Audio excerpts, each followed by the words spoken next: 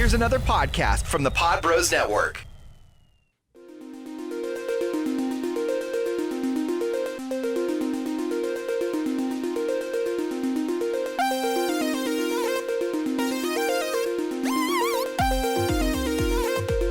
Welcome back to another episode of the Jean Pod Van Damme Cast. It is Jeff and John in studio in beautiful, cold Wyandotte, Michigan. We thought it was spring, and it's not. We always get tricked this time of year. Always. Sneaky. I always tell people, in Michigan, you at least need one more April snowfall. So we're not even in April yet. But by the time you hear this, we're in April. But we always need just that one last one in April. But this one kind of came late at the end of March. Yeah. So this might fall for our last snowfall. I would not be surprised either way. I know, right? But we're not here to talk about snow. As much as we love it. Exactly. At first, I thought we would be talking about a different type of snow, but it went a little bit harder than that. We're going to be reviewing Dark Angel. And yes, we are still doing our 6 degrees of separation from Van Damme. There's a reason why. This 1990 rated R 1 hour and 31-minute action crime horror film in which a renegade cop is forced to work with an FBI agent in order to bring down a group of drug dealers with sinister plans is in our 6 degrees of separation. Hell yeah. It's a pretty short amount of degrees because it's just, very short. We have Dolph Lundgren and Matthias Hughes. Yes. And I'm sure if we really dug deeper, we could have found others that were probably in a Van Damme film that I don't know about. Probably. But we're just going to leave it at that.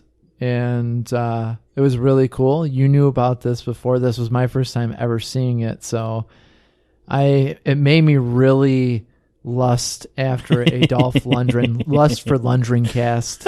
I'm liking that name. Well, it looks like we got another one to add. Hell yeah. I really wanted to... Lunderlust. I really wanted to do a Dolph Lundgren cast now. So yeah, Lunderlust coming 2020. There we go. So Dolph plays Detective Jack Kane. Brian Ben. Wow, what a last name. Hell yeah. He played Special Agent Smith, and I don't want to give away his first name because throughout the whole film they call him Smith. Yep. Until the very, very end in which they finally, do the one-liner. He was in Dream On, and it was weird because Dream On was big when I had first seen it. It's like, hey, that's the weirdo from Dream On. Yes, I was just going to say he was in Dream On, Radioland Murders, Imposters, The Brian Ben Show. What? Apparently he had his own show. Roadies, Scandal, Private Practice, a lot of ABC television there. So Brian Ben. Sounds like a candy. You want some Ben-Bens? Sounds like a cave person. Candy cave person.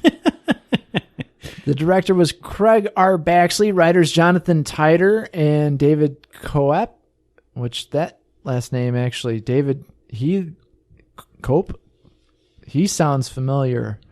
And there's a reason why he sounds familiar, because he wrote for Jurassic Park, Stir of Echoes, Mission Impossible, Spider-Man. No shit. Yeah, the Sam Raimi Spider-Man.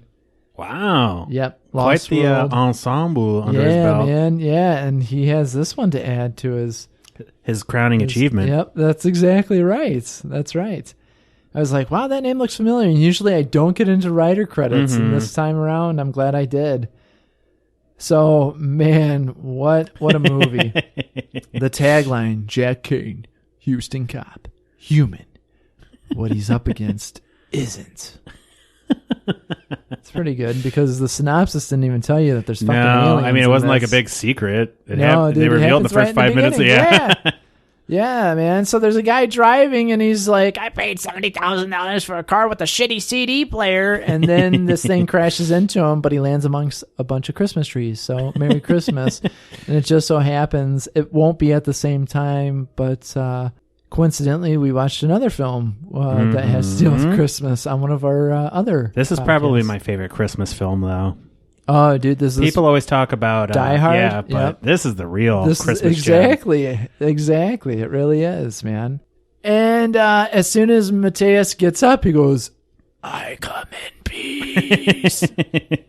And oh my gosh, the way he talks in this is it's fantastic. fantastic. Very asthmatic alien. Oh, seriously, man. Seriously. So we see there's a dude crawling through a police station ventilation system, and he drops down into an evidence room where another cop's like, something's going on. He walks in, and then the dude knifes him. And what I thought was blow was actually heroin. He takes heroin from the evidence room. And apparently you can just check it out here. Yeah.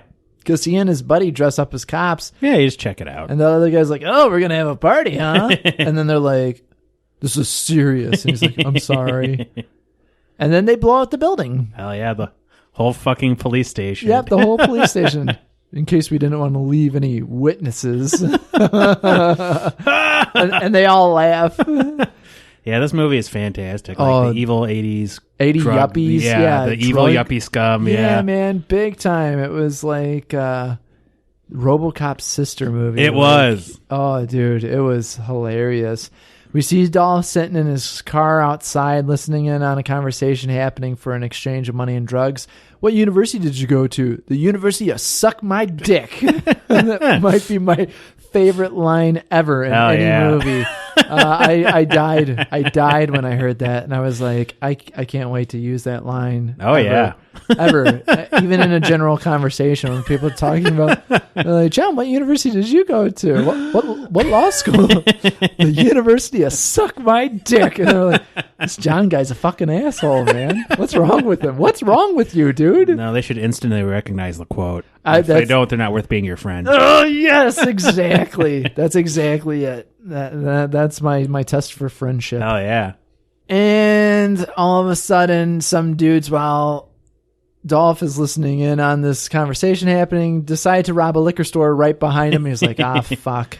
And instead of calling it in, he goes in himself to beat up the two dudes. Well, the drug bust goes bust. Yeah. And they're like, we know who you are, Ray, detective. And then they shoot him up. And then the bad guys get shot up. And then the alien comes in and goes, I come in peace. And he CDs a bunch of dudes in the throat. Little mini disc. Yeah, man. I think those were around back then. Sony mini discs. Yeah, right? Yeah, it might be around that time. I know this was 1990, so I don't know. Maybe it was still CDs. Just weird. Well, this guy is from outer space. He is. So. Yep. Yeah. So, and his has to deal with magnets. Yep. And so ICP really must have seen this film and got blown away by it. Who wouldn't be? Exactly. And then he blows up a dude running for the door. That was pretty fun too. Dolph runs in, sees Ray's dead. He's upset, and that's rightfully so. The cops do their investigations, 5 dead, and it's all stolen heroin. That's when I found out it was heroin, not blow.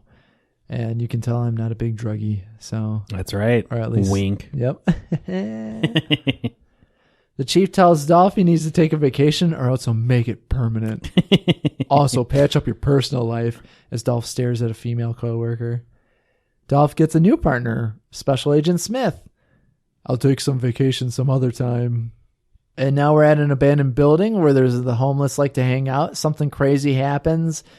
And there's a woman standing there when all of a sudden just this explosion through walls, this perfect circle through all these walls happens. And then Mateus, was it Mateus or was it the other dude? No, it was the good cop. alien. Yeah, the good cop. The good 11-foot tall Nordic alien. That's right. The Frank Castle alien angel comes in and stares at her. And she's like, what the hell? Then we see some bail bonds dude is watching Christmas movies. It was like, was it A Miracle on 34th Street he was watching? Or was it... It was Die Hard. It was Who was watching Die Hard?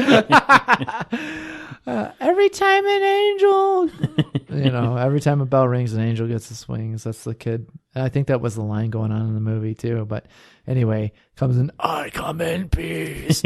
Then he hook shot injects the dude. He has this crazy ass, and Mortal Kombat had to get the influence from Yeah, this, I know. right? Like, I will not be surprised if trivia says Scorpion was influenced because he hook shots the dude with like Scorpion's arrow stinger, then injects him with heroin, makes him overdose and steals his brain liquids, basically. When you find out it's endorphins that he's stealing. Yeah, with like a weird spike that comes out of his wrist and like jabs him right in the forehead. Yeah. It's pretty gnarly. Yeah, it is, dude. And so we see Agent Smith and Dolph go to a bar, and he's like, how can you think in here? All the blood is leaving my head, as women are dancing topless. Hell yeah. Yep. Dolph investigates some guys. Guy told him he doesn't know where the drugs are. Dolph stares at the pool table, and he's like, I told you, I come here to think. And realizes after the balls hit certain walls, he connects the dots and literally walks over to each spot where guys died until they see the disc in the speaker, because the speaker has magnets in it. So, and they go to pull it out, and it goes flying all around them again, and then goes back into the speaker. So the agent wants to take it to his superior, and Dolph's like, no, I'll handle it. Trust me. And meanwhile, we see that Mateus is still being creepy.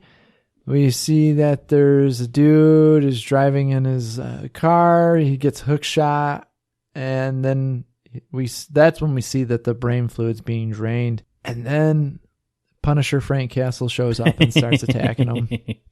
They start fighting each other with their explosion guns. Yes. Those guns were big in the 80s. You saw them in a lot of movies. Yes. Calico pistols. Yeah, man. Yeah. Those things were crazy. Hell yeah. They have a helical magazine that can hold 100 rounds. What? Yeah. And you had to like wind it up like an organ grinder or something. Holy guacamole, man. Hell yeah. Those ones are from outer space too. So yeah, so those are even more impressive. Yeah, even crazier. If you try to take this disc, I'm going to hit you very, very hard. Dolph has a very good American accent. Yeah, I wouldn't have realized, like, he's got a distinct dialect, but you wouldn't realize that he's from, where is he, Swedish? I think so. Yeah. Yeah. Where's Mateus from? Netherlands. I don't know. Germany, maybe? Yeah, something like that. Somewhere around there, too. Some part of foreign land. Some land that ain't America. They're at Dolph's place, which is really fancy and costs too much for a cop's salary. He then shows up at his ex's house. She slaps him a bunch. You done? And then he kisses her, working that Dolph Lundgren charm. She just wants him to promise her something like he does with everyone else, because he doesn't break his promises. That's right. That's a big thing throughout this film. Dolph doesn't break his promises. So if Dolph promises you something, you hold this against him if he breaks it. He goes back to his apartment. It's trashed, and his partner's there, so he thought his partner was doing it. And he's like, of course I just got here, huh? What are you trying to say? Nothing. Then we see a female gearhead working on some cars, and the alien Mateus injects her and stabs her, drains her out. We get a crazy scientist dude who loves making his own coffee. And it's like a giant table just filled with pills, different and shaped and colored pills. Yeah, man. He's like, shaky. And he's telling them all about the magnet and how it's based off magnets, and it takes other magnetic fields and blah, blah, blah. And it uses others' magnets as a means of propulsion.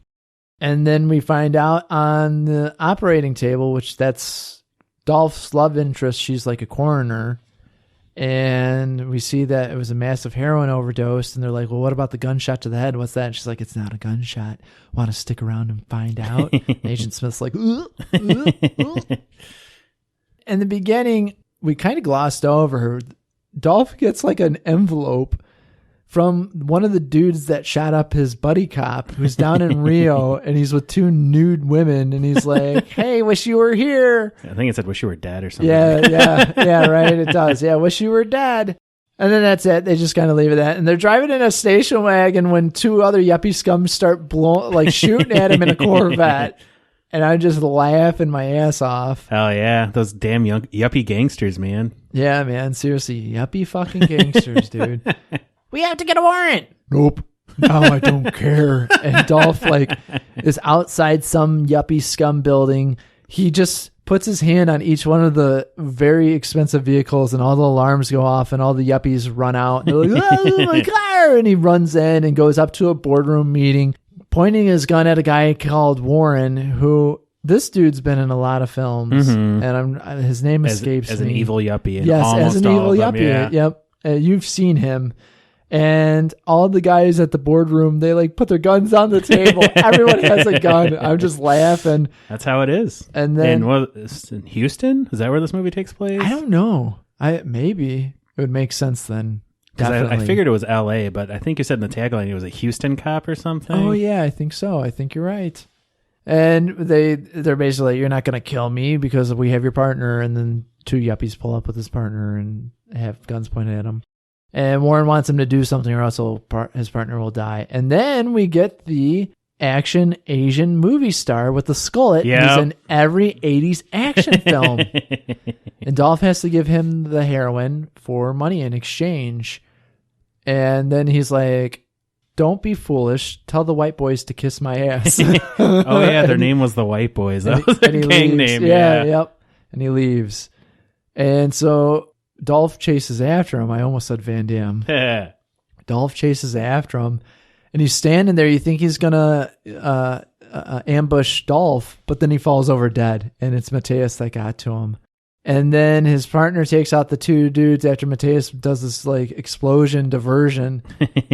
And then the creepy Punisher Angel cop comes out of nowhere and chases after the guy.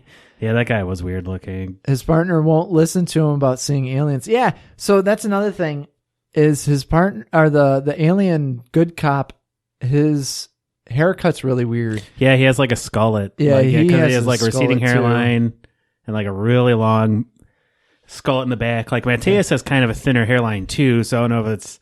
If you're a wrestling fan, and when Kane was unmasked...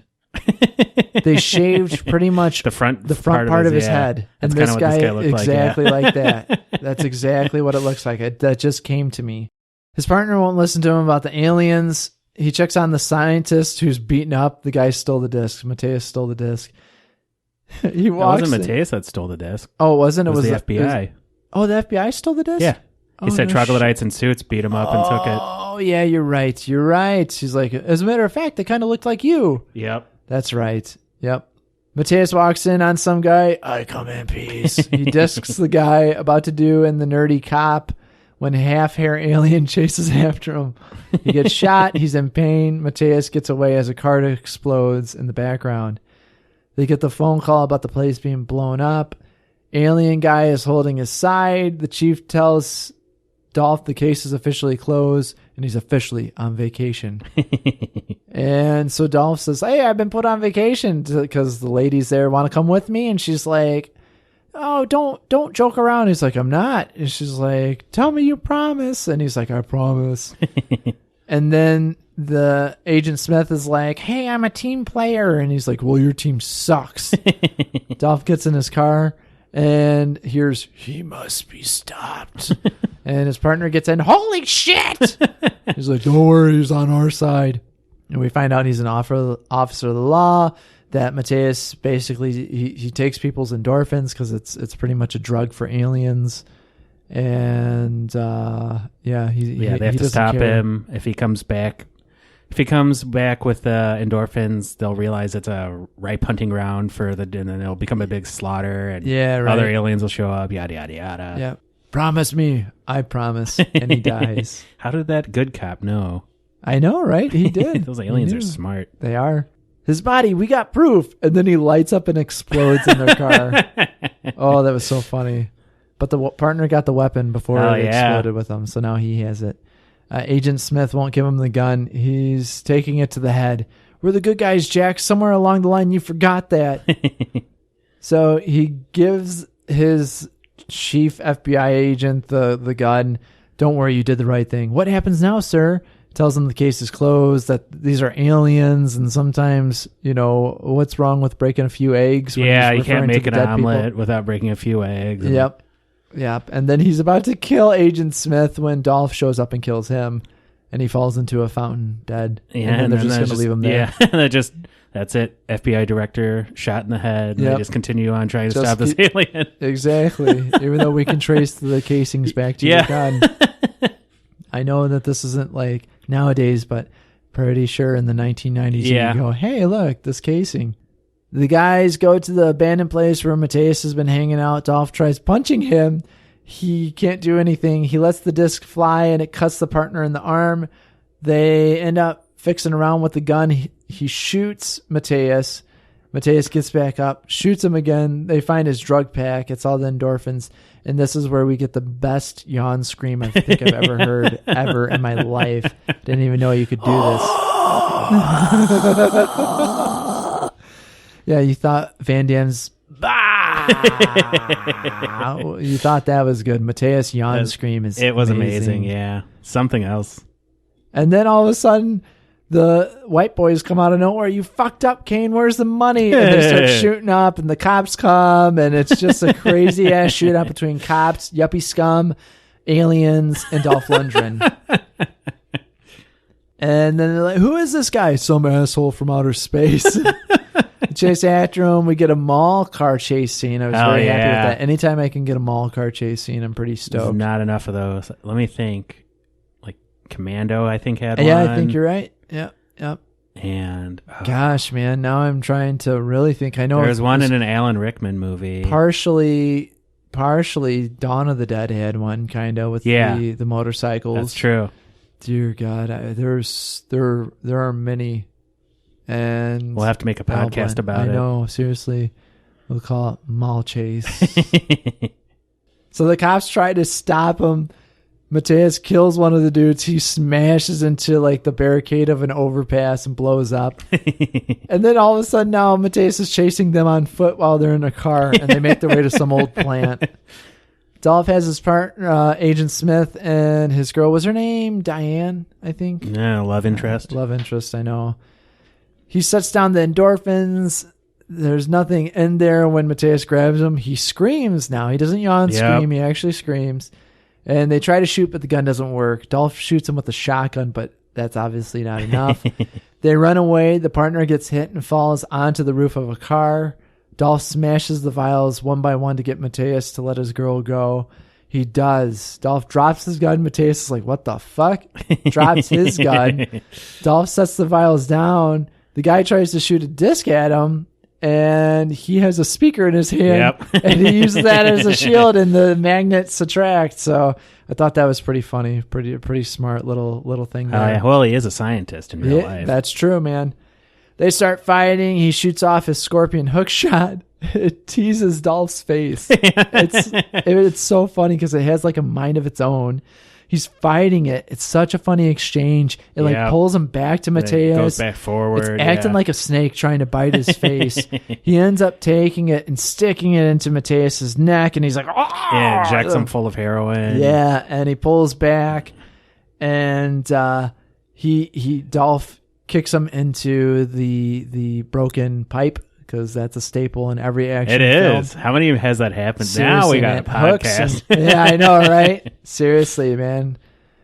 And Mateus pulls it back. He's like, I win. Fuck you, spaceman. And then we see Smith's okay. Diane picks him up. I come in peace. You go in pieces, asshole. And Dolph takes the alien gun, and shoots him and makes him explode. And then they're all walking back, arms around each other, trying to hold each other up. What's your first name? Arwen, but my friends call me Larry. And then the love interest is like, hey, where are we going to go on vacation? Dolph's like, I was thinking of going to Rio. And his friend's like, Agent Smith, no. And then the credits roll. Oh my gosh, thank you so much for introducing me to this film. You're welcome. I tell everyone I can about it. Oh, this was such a treasure. Who would have known that, like, how ridiculous of a film to involve not only like this buddy cop movie action film, but then we're going to throw aliens into the mix too. Alien drug dealers. Absolutely insane. What a fun movie. Oh yeah, this is like classic high octane late 80s early 90s explosion fest. Yeah, man. Comedy film. Oh dude, it was great. So there's actually a bit of trivia to this. Oh, it does have a big cult following. The project was initially titled Lethal Contact, as it was first written in 1984 as a spec script by Jonathan Tider. The production film again international title is Dark Angel and was released as such worldwide before it was changed to I Come in Peace for the late U.S. release. Which I think made more sense. Yeah, right? because of the two other existing movies entitled The Dark Angel from 1925 and 1935. I don't think people would have got those confused. No. But yeah, the Dark Angel thing made me think of the Punisher, the Angel series. Matthias Hughes, who played the film's alien bad guy, performed all of his own stunts because there was no doubles who could match his size. He's 6'5". That was another thing I wanted to mention in the movie. Dolph's a tall dude. Yeah. Matthias towered over him. Yeah, I don't know if they used like platform shoes. Yeah, or some kind of trick photography. Yeah, man. The other dude was even fucking taller. The alien guy, he's 6'8". Yeah, seriously. That's a big dude. Alien. It's a lot of tall cast members in this. Yes. Matthias Hughes names the movie as his best experience as an actor. Hell yeah. Well, I can imagine. Over the years after the movie was released, there were a lot of attempts to make the sequel. In 1995 or 96, Harv Zimmel got the job of writing the script for sequel, which didn't include any of the characters from the first film. What? The script was about down on his luck police detective. This must be someone, either they're not really good at the English language. Maybe they're a space alien. Or they're a space alien who is high on endorphins when writing this. Who is investigating mysterious disappearances of people in some coastal California town. He joins up with female Interpol agent who is working on the same case, and during the story it would be revealed that she is an alien who is hunting after another female alien who is responsible for those disappearances. Oh, I don't know if I'd like that as much. Yeah, although the producers thought that the script was really good, they couldn't get the budget for it, and there were also some rights issues with first film. Craig R. Baxley was approached to make the sequel around that same time, but he refused because the budget would be only $3 million. Only. You can make a good movie with $3 million. Seriously, Mad Max was made with $500,000. Yeah, especially I was gonna say this is probably what it was the late '90s. Yeah, '95 or '96. So that'd have been the equivalent of nearly double that. Yeah, seriously, man. A rewrite of the script was penned by writer-director David Cope. The movie has also been retitled I Come in Peace for the U.S. market where it was released last. Blah. Okay, this is a long-ass piece of trivia, so please forgive me. I forgive you. A few years before I Come in Peace was made, director Craig R. Baxley and Dolph Lundgren were going to make another movie together titled Man to Man, which was going to be action sci-fi comedy, and it also included aliens crashing down on Earth. While he's in Nevada desert, this might be the same person. Alien hitches a ride with repossession agent, and two of them go on action-filled adventure while searching for alien spaceship. Script for the project Man to Man was written by Randy Feldman around 86 or 87, and Baxley also worked on the script to include more action sequences, and he was going to direct the film in 88 after he finished directing Action Jackson in 1987. Joel Silver was going to produce the film, and Arnold Schwarzenegger was originally going to play an alien role, but after Predator turned out to be a huge hit, Schwarzenegger became too expensive to hire, so Dolph Lundgren was hired for the role. But then, almost a few days before production began, sometime in 1988, Baxley and Silver got into arguments. Entire crew for the film was waiting in Las Vegas, and they also couldn't decide who's going to be the co-star, so everyone got paid off and the movie was canceled. Baxley later said in a podcast interview how Man to Man sort of self-destructed. The script for the film was hilarious but great. They were going to let him use any locations in Vegas he wanted for action sequences, and how one of these sequences he added into the script was big car chase scene, which was going to have cars going from one side of casino downtown to the other. Holy shit, man. Okay, so my first thought is either someone worked on both of these films, and so they had the backstory, or it's just some really big fan that just has pieced stuff together over the years, but still does not know how to write sentences. I think you should be saying that diatribe in like a Russian accent or something. Seriously, man, that is literally, I think this is, okay, I was going to say this is one long run-on sentence. It's actually like 5 long run-on sentences, but... The shopping center where Kane pursues a stolen Houston police squad car commandeered by the villain is a former Park Shops shopping mall originally built in 1985 in the east end of downtown Houston. The Park Shops was renamed Houston Center in late 2003, right after the Toyota Center in Hilton Americas Hotel was completed, along with the expansion of the Georgia R. Brown Convention Center. Okay. Wow, how fascinating. Yeah, nice. At least we knew that was in Houston, so the movie takes place there, I guess. First science fiction film from 1990 about criminals being picked off by an extraterrestrial, which is the main character. A policeman's partner is also killed with Predator 2, which was produced months later. Wait. What? Yeah, I didn't I don't get that at all. Can you repeat that? First science fiction film from 1990 about criminals being picked off by an extraterrestrial, which the main character, a policeman's partner, is also killed with Predator 2. Oh, they're saying is that the same thing happened in Predator 2. Yeah, that's kind of what I was thinking. But they were speaking in the language of riddles. Yes, exactly. Oh, man. The alien gun is a modified Calico pistol. Yep. That's I wish crazy. I had one, even though they weren't very reliable. I'm also going to write in there, this movie inspired Scorpion from Mortal Kombat, whether it's true or not. But I'll keep to the same pace. So let's get into our reviews now of it. Jeff, how many splits would you give this? Oh, man. I love this movie to death. It's one of my favorite action movies. It's a perfect Dolph Lundgren film. I probably like it even more than The Punisher, which is my other favorite Dolph Lundgren film. Classic. It's so good. Lunderlust. Yep.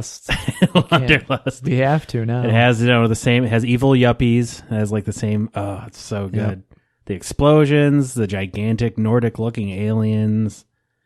There's just so much to love. It has like so many Predator vibes. It's ridiculous. Like the aliens, very similar. It has like a wrist launching kilomatic projectile weapon, and he's impervious to being punched in the face, just like the Predator. And I guess like for some reason, like long trench coats are really popular in alien planets at that seriously, time. Man. So yeah, I'd probably give this a solid 9 because I just cannot say enough good things about this movie. If you enjoy cheesy action sci-fi 80s films, this is a must-watch. Oh, for sure. I agree with you, dude. This gets a 9 all day. Fun watch. I was just dying. I loved it. Like I said, this might be one of my favorite lines ever said in a movie in my life. The university has sucked my dick. Great. Just everything about this movie should not make sense at all. Yeah. And I'm not saying that the movie makes sense, but it worked. It works. It works. And that's the weird thing, man. Like if you enjoy a movie like Dead Heat, where you just randomly cobble together several genres and make it a buddy comedy. I was going to say, I absolutely love Doomsday, which is basically kind of that in a way. Yeah. Where like, you know what, let's just throw everything in it and we're going to have medieval times for no reason. Yeah, right at the end. And Malcolm McDowell in it because, Why not? Why not? We got him for a good 20 minutes of screen time. We'll throw him in at the end. Yep. So yeah, I absolutely love this. This was great, and I recommend everyone check it out on YouTube. So hell yeah! But don't actually do it one at a time, so YouTube doesn't catch whiff and then take it down. So yeah, that's it. That does it for this episode of the Jean Pod Van Damme Cast.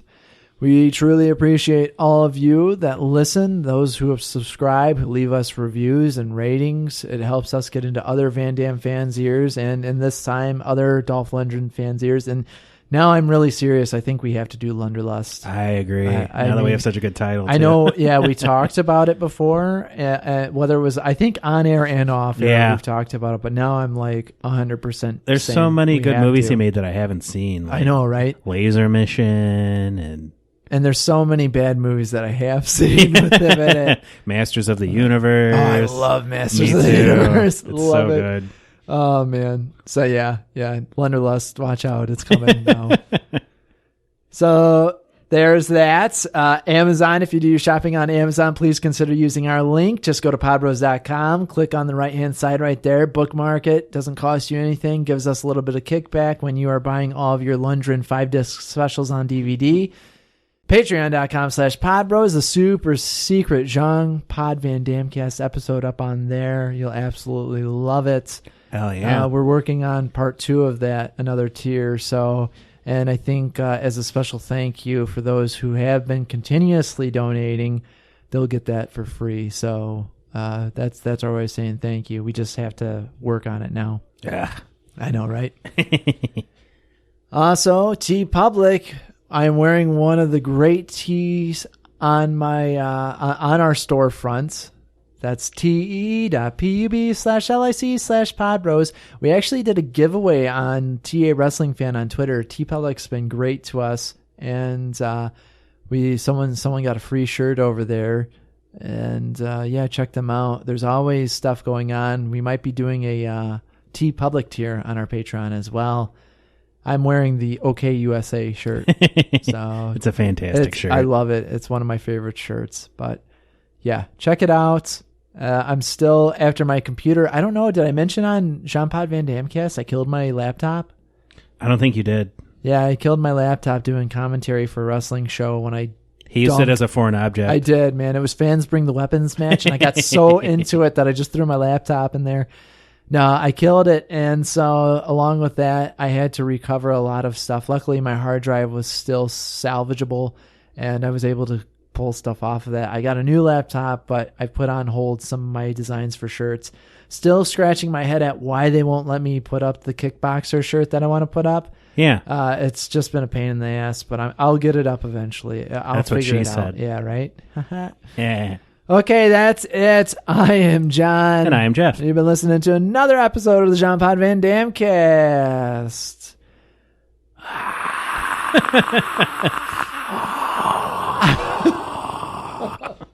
That's how we communicate with one another.